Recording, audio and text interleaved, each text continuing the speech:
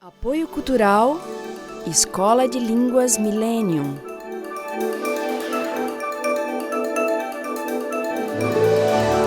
Proton Editora.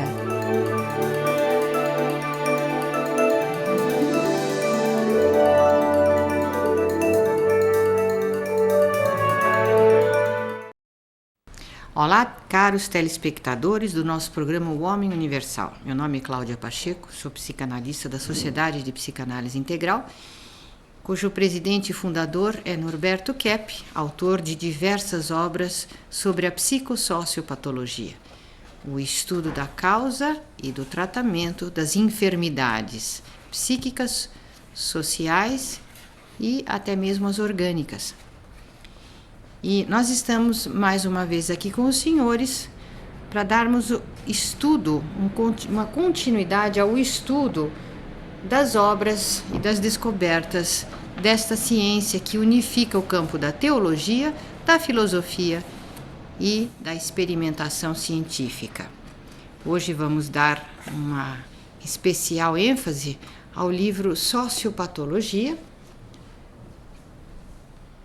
um estudo sobre a patologia social e que contém as bases para a nova civilização do terceiro milênio. Olá, Dr. Kepp.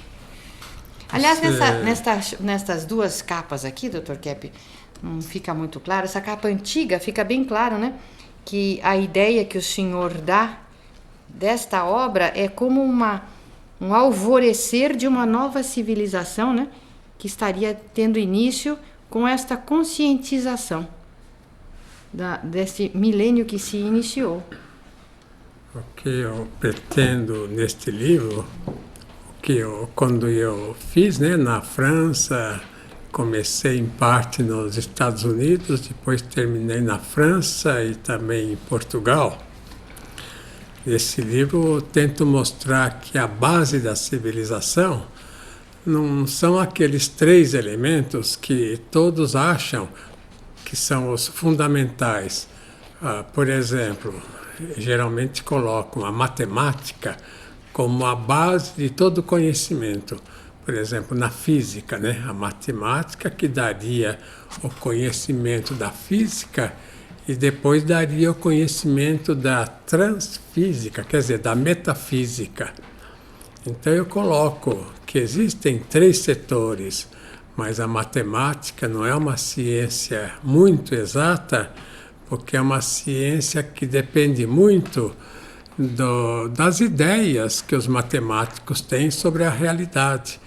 Então, em grande parte, é um processo dedutivo a matemática, e não indutivo, quer dizer, científico. Não é tão científico como pensam, mas é um processo dedutivo e que traz muitos erros. Então eu coloco assim os 3 graus de conhecimentos, né? Eu coloco o primeiro grau, a física, né? O elemento assim, vamos dizer, material. O segundo grau, em vez de colocar a matemática, eu coloco a parte estética, né? As artes. Porque as artes exigem que a pessoa tenha, além dos conhecimentos, uma parte, vamos dizer, de emoção muito ligada a valores transcendentais. E a terceira parte, portanto, a metafísica. A metafísica é mais transcendental, como fala, quer dizer, é mais abstrata. Então, numa página aqui, eu vou dizer qual é, numa página 183, eu coloquei um esquema para mostrar como a realidade social, como a realidade que nós vivemos é formada, porque muitos não têm ideia de que estão vivendo um campo assim, vamos dizer, físico, um campo artístico e um campo metafísico. Então, para conhecer a verdade, tem que estar enfronhado nesses 3 campos, compreende? Então, veja esse quadro como eu fiz. Na primeira coluna, vejam lá, a origem de toda a realidade, a origem da vida, eu pus ali a bondade. É o bem, né? Ali embaixo à esquerda. Ação boa, né? Está ali. Em seguida, esse bem, essa ação boa, produz a verdade em cima. A verdade é a filosofia. Em terceiro lugar, produz o belo, né? Então essa, vamos dizer, é a base fundamental. Agora, vendo embaixo, tem a ação boa, que é o bem, tem a ética, à direita, e tem a teologia. A ética que está no meio é mais assim, vamos dizer, elemento artístico, né? Elemento, vamos dizer, da sensibilidade da pessoa. A ética que faz a estética. E a estética, evidentemente, é a arte. Agora, vejam que a ação boa, quer dizer, o bem, produz a ética e produz a teologia. A verdade, né, a metafísica, produz a estética e a filosofia do outro lado. E o belo produz a arte lá em cima e a arte produz a ciência. Então, quando os senhores procuram saber de onde que vem a nossa civilização, então eu fiz esse quadro para mostrar a origem, que tudo vem de algo, compreende? Então, para a pessoa saber o que é filosofia, veja novamente o esquema. Para saber o que é filosofia, tem que ter estética e, evidentemente, né, a verdade, que é na base, ter uma atitude voltada para a verdade. Para a pessoa saber o que é teologia embaixo, tem que ter a ética, tem que ser correta e também uma ação perfeita, né? E para conhecer a ciência, lá em cima, tem que conhecer a arte e o belo. Quer dizer, então se o cientista não está dentro desse campo, ele não consegue fazer ciência. Agora, veja do outro lado, que para saber ciência tem que saber também filosofia e teologia. Quer dizer, um elemento depende do outro. Bom, é meio complicado, né, explicar totalmente assim num programa de televisão, mas nós fizemos esse trabalho para mostrar que tudo é concatenado, uma coisa depois da outra.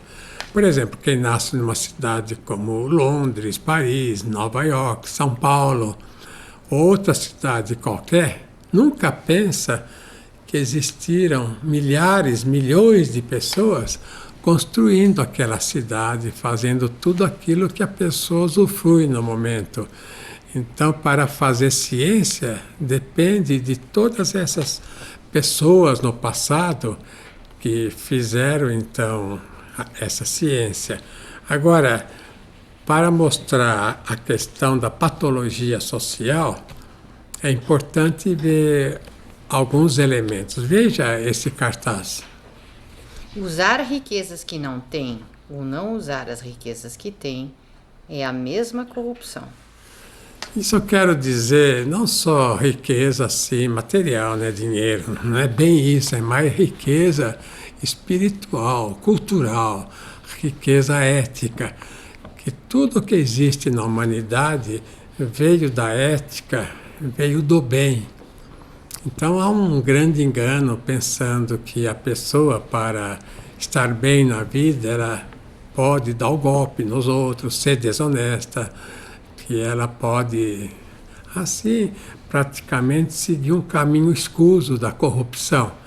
Então eu quero dizer isso, que tudo que tem de real valor no mundo veio de uma atitude de bem, veio de uma atitude ética e também de uma teologia.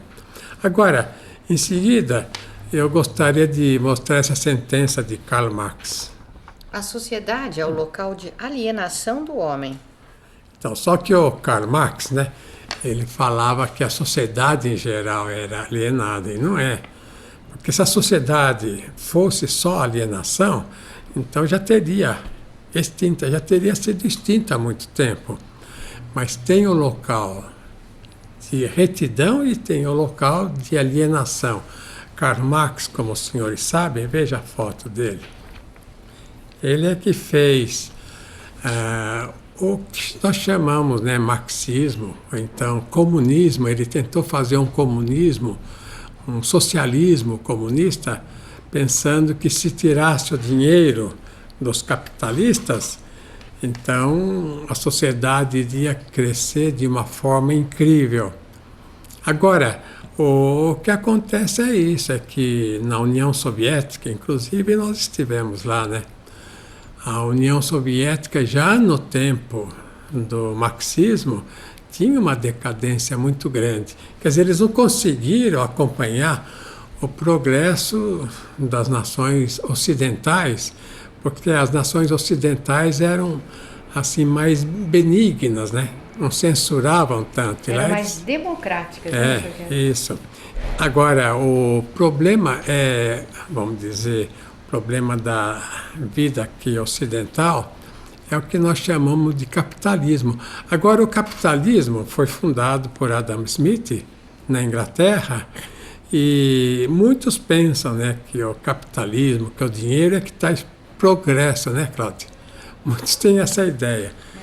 Que o dinheiro, isso tem muito na filosofia de vida americana, que o dinheiro é que traz todo o bem, não é o dinheiro.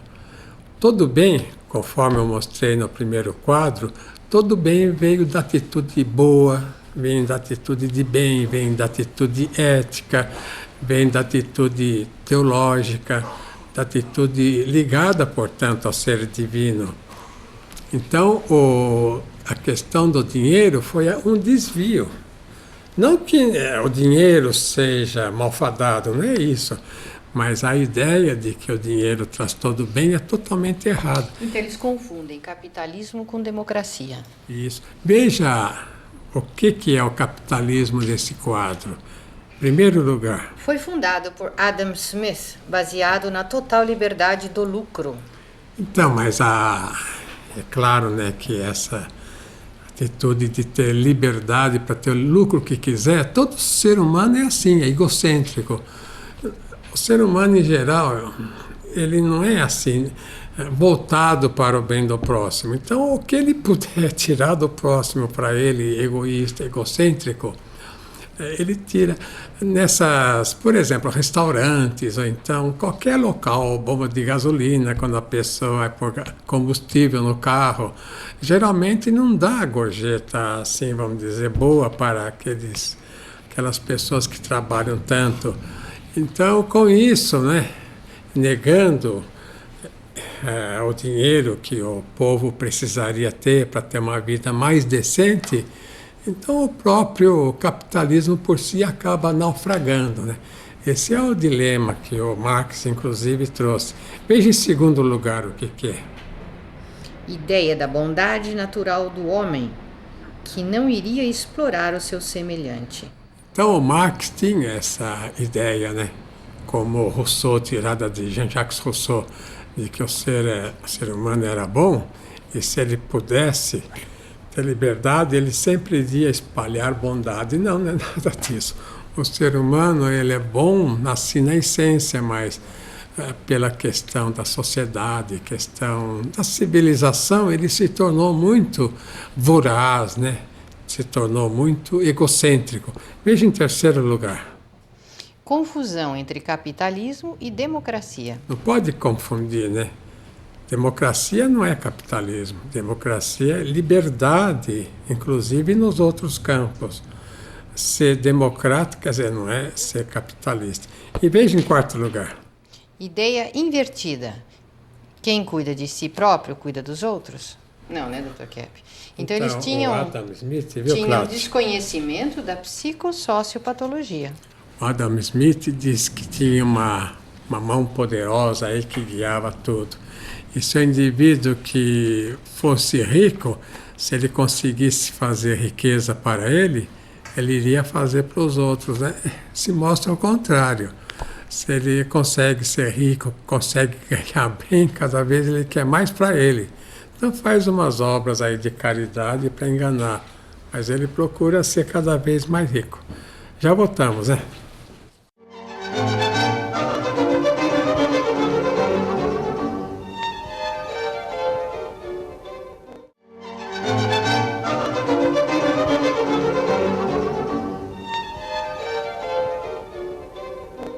Na página 5 do livro Sociopatologia, Bases para a Nova Civilização do Terceiro Milênio, Kepp escreve o seguinte: o campo da patologia contém duas áreas que não podem ser confundidas. Uma é da psicopatologia e outra da sociopatologia, embora ambas façam uma dialética entre si, uma influi na outra. A primeira, a psicopatologia, diz mais respeito aos problemas internos, intrapsíquicos, e que deverão ser analisados psicologicamente. Nesse campo, Kepp diz que o homem é até vítima de si mesmo, da sua inconsciência. Na segunda, na sociopatologia, trata das dificuldades sociais, quando o ser humano se torna vítima da sociedade doente, que na verdade é um produto de seres humanos. Kepp diz: posso afirmar que quanto mais sã é a pessoa, mais sofre por causa dos males sociais. E aqui a gente poderia incluir os gênios, né, os grandes realizadores, que não só sofrem, mas são muitas vezes assassinados pela patologia da estrutura do poder social. Agora, quanto mais doente a pessoa é, mais ela faz sofrer a vida social. Por isso que quando um indivíduo é muito ávido por galgar posições de poder econômico social, de poder político, ela demonstra uma patologia acentuada e faz sofrer muito a estrutura social e os povos aos quais ele governa. Por exemplo, se um indivíduo, um líder como Hitler ou como outros ditadores que nós verificamos na presente época, fazem sofrer e morrer e atrasam a civilização sobremaneira, 1, 2, 3 indivíduos podem causar uma enorme catástrofe no mundo, principalmente considerando o poder de destruição que as armas do momento possuem. Então, Kepp diz: o estudo sobre a patologia social é imprescindível para que a gente possa chegar a uma nova civilização. Eu escrevi esse livro, Sociopatologia, para mostrar que também a sociedade, quer dizer, a estrutura social, pode estar doente. Então eu coloquei, em geral, 3 sistemas do século XX que são profundamente doentios. O pior de todos, que eu acredito, foi o que o Freud criou baseado na estrutura afetiva sexual, achando que a solução de toda neurose, de toda doença, estaria na liberação, né? Na libertação da questão afetiva sexual. E nós notamos que com essa liberação o mundo piorou bastante, né? E Adam Smith cometeu o erro maior, achando que a questão do dinheiro, né, a questão monetária, seria a solução dos seres humanos. E um outro autor também, que colocou um terceiro elemento como sendo importante, foi a ideia do evolucionismo. Essa ideia evolucionista, que foi feita também na Inglaterra, foi copiada da antiga Grécia, que havia também essa ideia, né, que o menor que faria o maior, né? Então, esses 3 sistemas que o século XX construíram que são culpados da situação praticamente errônea da sociedade, levando o ser humano para os desatinos. Veja esse cartaz agora que eu vou colocar aí. Os sistemas econômicos, sociais, constituem a maior ilusão da humanidade. Então notem que essa questão dessas três pessoas, foram essas três pessoas responsáveis pela situação, vamos dizer, patológica social. Charles Darwin, né, com o evolucionismo, Sigmund Freud, com a ideia dele de que o bem-estar viria através do sexo, e também de Adam Smith, que o bem-estar viria do dinheiro. Veja esse esquema aí também. 3 fatos sociopatológicos. Primeiro, jamais um país desenvolvido desejou desenvolver o outro. Então, agora eu vou dar uma explicação rápida, né? O que eu quero dizer é o seguinte: uma pessoa que tenha, por exemplo, um nível alto, né, de subsistência, um nível assim, econômico, um nível social alto, geralmente ele não ajuda ninguém. Ele quer cada vez mais melhorar o próprio nível econômico. Então, o que aconteceu, por exemplo, veja lá, Cláudia, nesse esquema. Na África, ela foi depenada. O Egito também, o senhor disse que ele foi depenado porque mais múmias estão em Londres do que lá no Egito. Todas aquelas figuras lá, leões egípcios, estão ou em Londres ou então em Paris, né? Aquelas figuras que eles tiraram, os franceses lá da Grécia, né? E mais estátuas estão nos museus da França do que na Grécia, estátuas gregas, né? Então veja, em segundo lugar. Atualmente não exportam o que é essencial. No Brasil, são as montadoras e não as fábricas de carros. Quer dizer, eu quero dizer isso, que no Brasil nós não temos fábricas de automóveis. Quer dizer, eles trazem montadoras, montam, né, carros. As peças essenciais eles fabricam no exterior, cobrando um preço exorbitante para importar. Então não são fábricas, são montadoras. A hora que elas fecharem, o Brasil não vai ter mais nenhuma fábrica de carro. Veja, em segundo lugar. Então, e fazendo isso, elas espremem a economia do país, pois colocam um valor no dobro de tudo o que fazem. Então, o Brasil, por exemplo, exporta ferro, exporta aço, manganês, né? Exportam tudo, depois compra o artigo manufaturado por um preço altíssimo. Exporta quase de graça para comprar num nível muito exorbitante. Em terceiro lugar. Então, esses países desenvolvidos desenvolvem a especulação para achacar os países em desenvolvimento. Por exemplo, o Brasil, a Argentina, o Chile. Então, essas são as técnicas para explorar as nações que, obviamente, estão se deixando explorar. O que eu quero dizer é isso, que um país é como um ser humano. O ser humano é agressivo, né? O ser humano achaca os outros, o ser humano é voraz, né? O ser humano é egocêntrico. E o país também, assim, esses países do primeiro mundo, como nós chamamos, né? Lá no hemisfério norte, são países que, em vez de levar para a África, para o mundo todo, América Latina, né? A Austrália, etc., os bens que possui, a cultura, etc., eles o que fazem é explorar, inclusive tirando da Índia, da China, antigamente, os valores maiores que esses países tinham. Quer dizer, então, existe uma patologia, não só no indivíduo, como também na nação.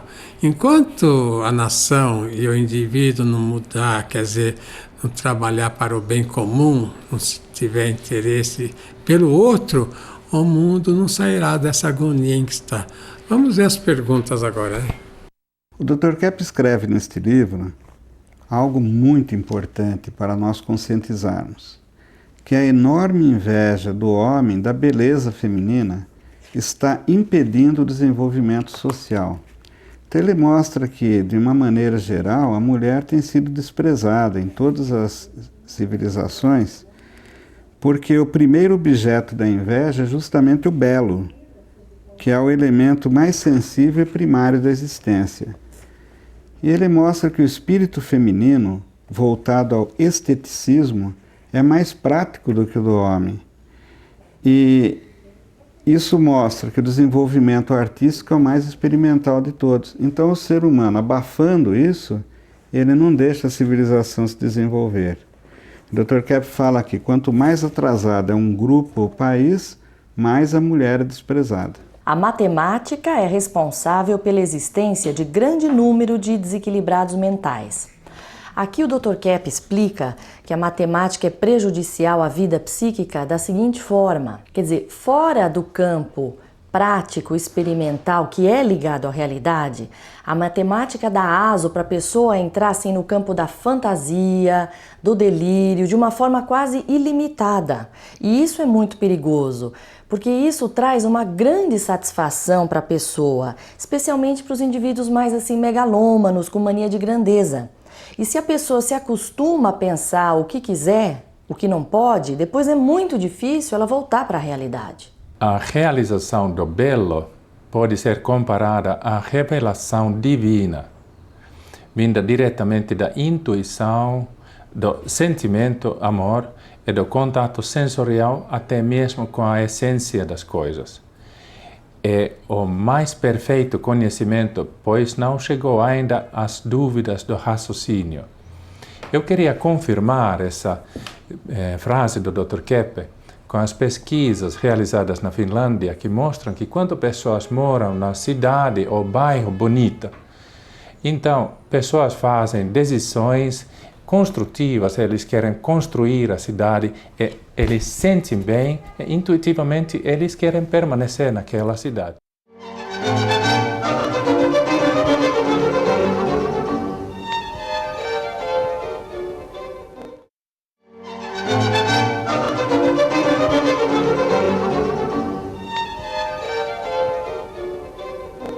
Eu gostaria de comentar com os telespectadores o livro Sociopatologia, um estudo sobre a patologia social que contém as bases para a nova civilização do terceiro milênio. É este livro que o Dr. Kepp escreveu basicamente na sua experiência de trabalho na Europa, nos países entre a França, Espanha, Portugal, Itália. Se bem que o início desse livro foi mesmo escrito nos Estados Unidos. E os seus manuscritos ficaram lá com alguns agentes do FBI que estavam muito interessados em saber o que Dr. Kepp estava descobrindo a respeito do prejuízo que a matemática e os seus números vêm causando à civilização. Porque neste livro, Kepp fala que o pensamento a priori, como o da matemática, é a principal fonte das doenças sociais e humanas. E com a matemática, tudo que gera daí.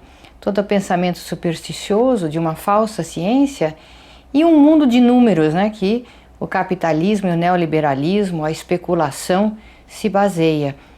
A era da computação digital e etc. e tal.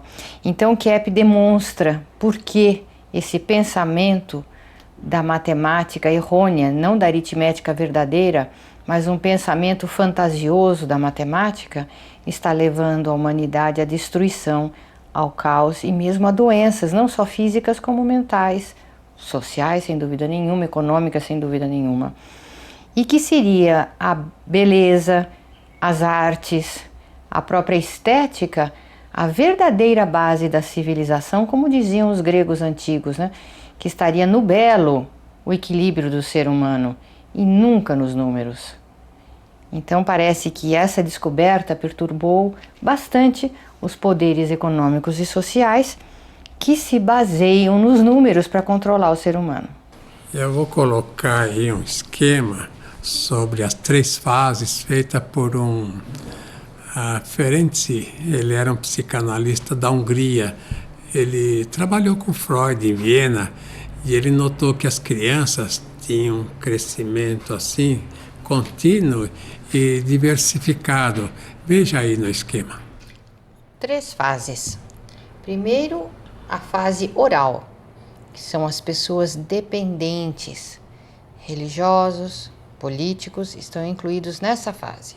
é o seguinte: a primeira fase, se a pessoa está fixada aí, ela pode ter não só de 0 a 2 anos, aí é criança, é normal, né? Mas a pessoa adulta de 20, 30, 40, 50, 60 anos ou mais, se ela está fixada dessa fase chamada oral, em que a pessoa fala bastante, gosta de comida, ela toma droga muitas vezes, fuma bastante. Então, se ela tiver uma doença, ela terá uma depressão. Portanto, a depressão é a fase mais iniciante, mais inicial da vida. Agora, veja no esquema novamente. Segunda fase, né? É chamada fase anal, que são pessoas sádicas. Nesse grupo se incluem os militares, os banqueiros, os especuladores. Então, essa fase a gente chama de anal sádica, é a fase em que agora a humanidade é dirigida, né? São essas pessoas ligadas aos bancos, à especulação, ao dinheiro, são essas pessoas que dirigem a humanidade. E o que significa, né, a fase anal sádica? É entre 2 a 4 anos na vida da criança, quando ela não tem mais tanto interesse pelo oralismo, né, pela boca, pelo alimento, e começa a prestar atenção nos intestinos, né, no aparelho digestivo. Então é nessa fase, os pais sabem disso, né, precisa tomar cuidado quando a criança vai ao banheiro, porque ela tem muita curiosidade com as próprias fezes. Então, mais tarde, Giovanni Papini, que era um literato italiano, falou isso, que o dinheiro são as fezes do Satã. Veja que coisa interessante. E esse tipo de pessoa sádica, agressiva, é que dirige a humanidade atualmente, quer dizer, as pessoas que têm o poder econômico social. Veja em terceiro lugar. Terceira fase é a genital, que inclui os indivíduos narcisistas, os nobres, os artistas.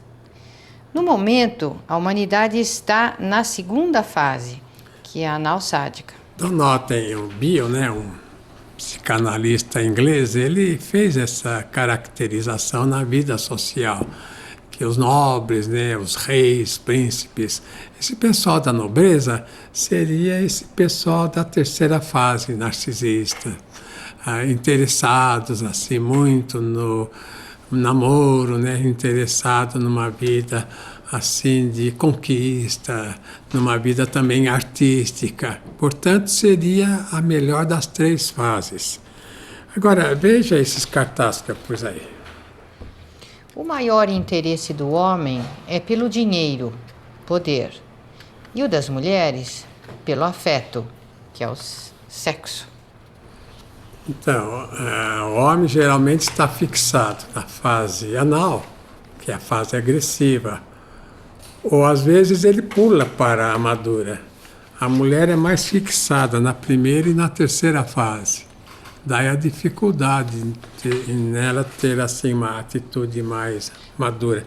Veja, eu coloquei a questão fundamental, como o ser humano passa dificuldade agora por causa dessa fase anal. Veja esse esquema. As tontices do ser humano. A maior de todas é emprestar dinheiro a juros. Isso gera total escravidão, pois passa a vida inteira para pagar os juros do banco. Isso é evidente, né? Se a pessoa quiser estragar a vida, é só fazer empréstimo, aí paga uma quantia fabulosa, passa a vida pagando ao banco. Nunca empreste dinheiro, nem não sendo banco, sendo de agiota, porque aí a pessoa estraga a vida. Inclusive perde o emprego, não tem mais meios para pagar, perde a casa, perde o que comprou. Veja em segundo lugar. Tomar drogas e ser viciado em medicamentos. Os hipocondríacos sustentam as maiores economias mundiais. Em terceiro. Viver no consumismo, perda de tempo e de cultura. Vida ilusória, passa a vida na mediocridade. Esses parecem ser os maiores enganos do homem na sociedade atual. É isso que acontece. O ser humano vive em torno do alimento que ele... O alimento, as bebidas, né, que ele toma, as drogas, às vezes. E vive também em função do sexo, como é evidente, e também em função do dinheiro, né? Ele tem que ganhar dinheiro para se suster. Então, por que a sociedade chegou nesse nível tão ruim de vida? Veja esse esquema agora, que é muito importante. Veja lá a esquerda, a essência da vida, que é boa, bela e verdadeira. Quer dizer, o ser humano nasce em todo bem, na beleza e na verdade. Agora, isso, veja em cima, né? Esse é o cerne do homem que eu falei. Depois ele toma atitude contra. Ele coloca inveja, teomania, megalomania. Então, breca esses 3 elementos essenciais, fundamentais. Então, vem as enfermidades, olha lá, formação da máscara, vem o fingimento, a artificialidade. Depois, qual é a consequência? É a neurose, psicose, as doenças físicas, desajustes sociais. Agora, veja em cima, qual é o processo de cura? O processo que nós usamos. Veja embaixo, a conscientização. Portanto, a conscientização das doenças, das enfermidades, né, inclusive sociais, e da atitude contra, né, o bem, inveja, teomania, megalomania, através dessa flecha, para chegar na essência boa. Essa essência boa, bela, verdadeira, é que o indivíduo deixou por causa desses vícios, né, por causa principalmente da inveja que ele tem no interior dele. Então, para o indivíduo chegar ao equilíbrio novamente, ele tem que chegar nessa essência perfeita. Veja embaixo o que eu escrevi. Você quer ler, Cláudia? A sanidade, a cura, né? O desenvolvimento, a perfeição, dependem do retorno ao bem interno. Então, esse é o nosso processo de psicoterapia. É levar através da conscientização para esse bem que o ser humano foi criado e que tem no interior, na essência dele. Vamos ver as perguntas agora. Então, dentro da tese do Dr. Kepp, que a estética é o fundamento de toda a civilização, um dos pontos que ele chama atenção é esse de que o sentimento estético é o primeiro que se desenvolve no ser humano. Isso é interessante perceber porque a maior parte dos artistas, desde pequenininhos, já mostravam suas capacidades, né? E nas escolas, as crianças têm muita facilidade e interesse em desenvolver o lado artístico, o que muitas vezes não é conduzido corretamente nas escolas, infelizmente. Porque é uma pena, né? Porque o equilíbrio depende do contato com o mundo estético. Quero ler uma frase que está no capítulo: o senso de estética é o elemento fundamental de contato do ser humano com a verdade, realidade. Então, o Dr. Kepp diz aqui o seguinte, que a mulher é prática justamente porque vive mais próxima da estética e dos sentimentos. Ela se coloca em plano inferior por estar no superior, fenômeno que acontece com todas as pessoas humildes. Ela está mais perto da essência da vida e não perde tanto tempo com uma ambição de sucesso e realização.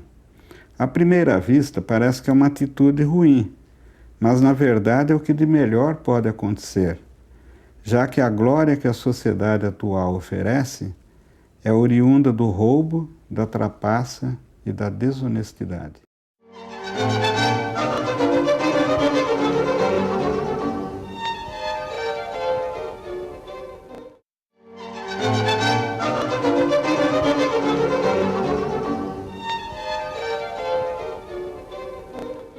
Dentro do seu estudo sobre as bases para a nova civilização do terceiro milênio, Kepp escreve neste livro Sociopatologia que tudo o que existe obedece às mesmas leis e segue princípios idênticos.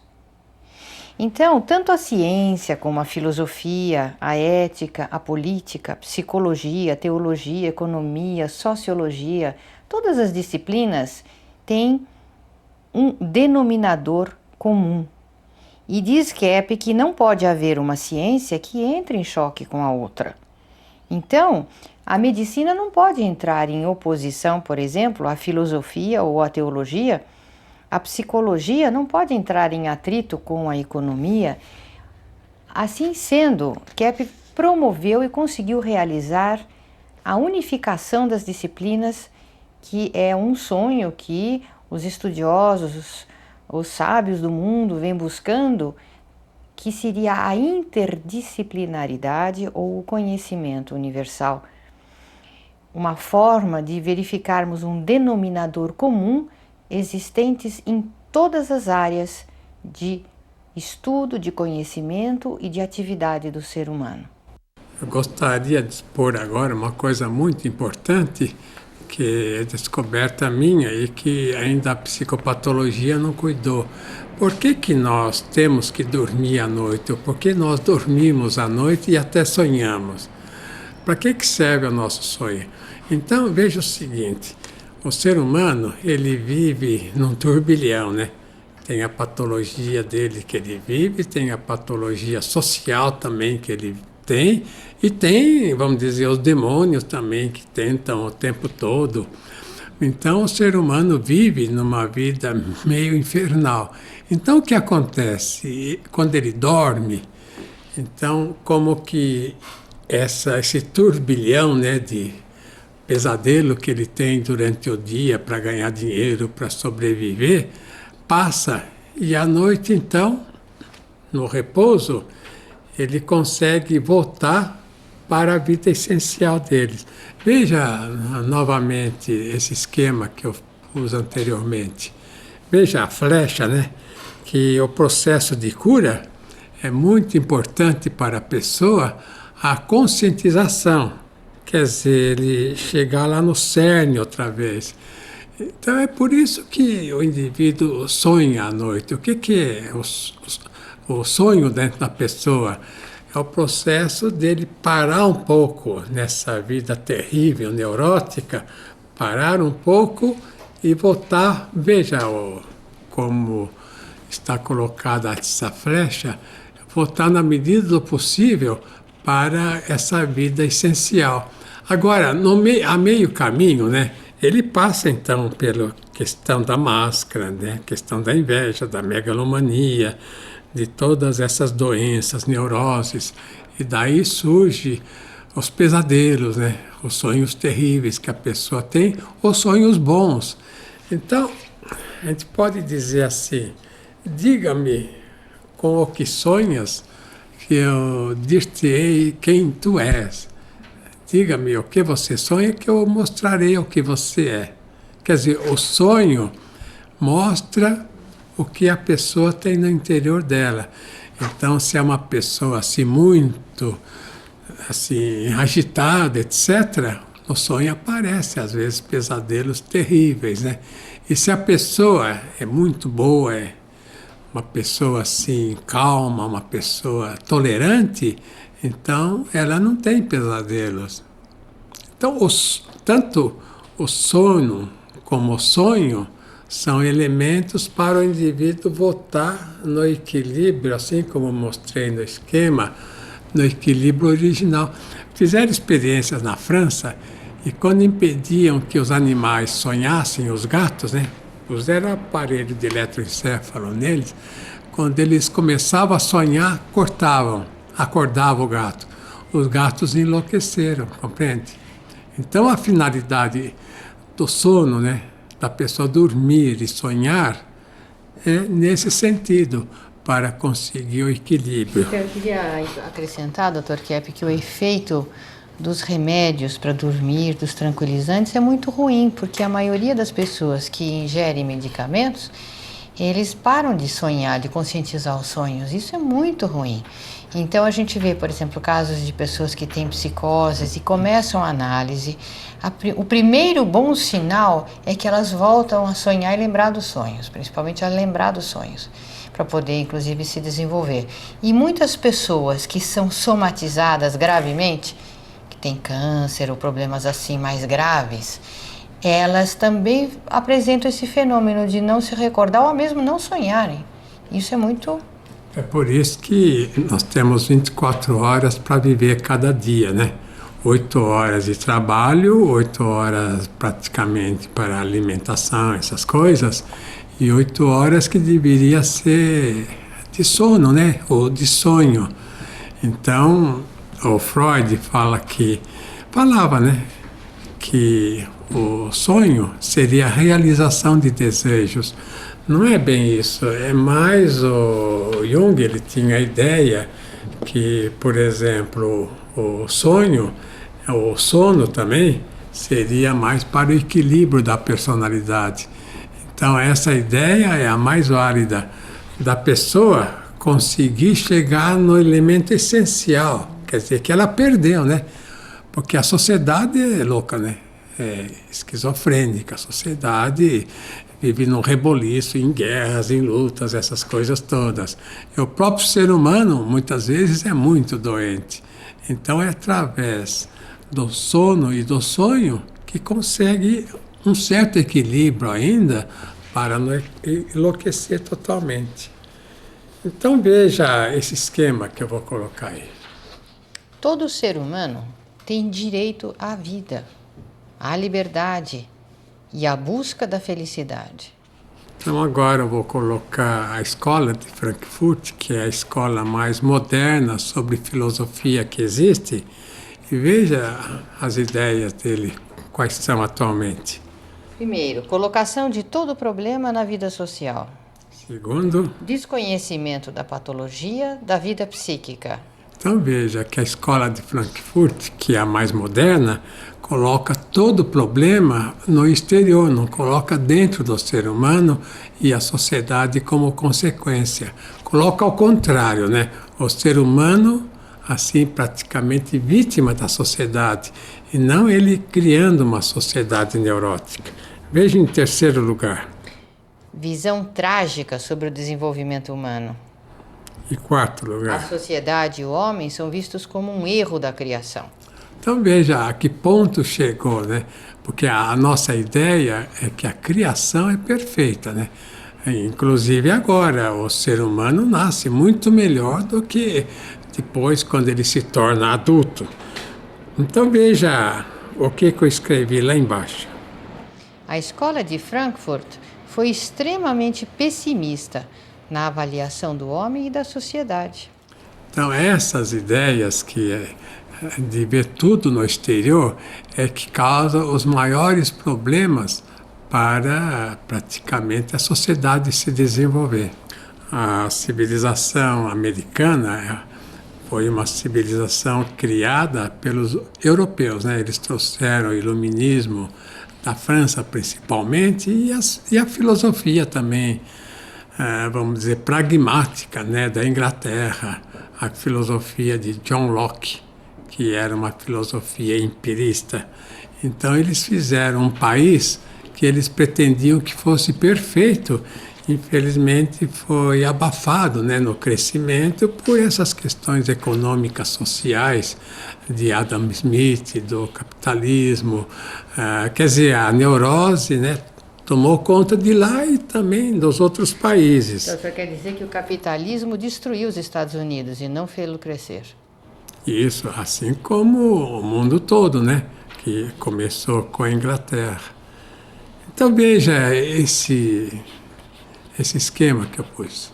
A escola e a imprensa têm de ser livres para evitar a corrupção e a decadência da nação. Agora, você nota, Cláudia, que, por exemplo, o nosso programa é um programa assim, altruísta, né? Para ajudar a humanidade.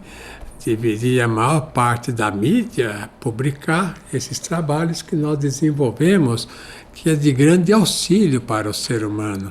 Mas os interesses econômicos sociais não permitem, porque iria contra, portanto, esses interesses neuróticos que eles têm. Então veja mais esse cartaz. O pior que existe é o egoísmo dos poderosos. Então, agora vamos ver então as perguntas finais. Então, dentro dos fundamentos da educação para o terceiro milênio, a criança é um ser neurótico desde o nascimento, que precisa ser bem orientada para que se desenvolva normalmente.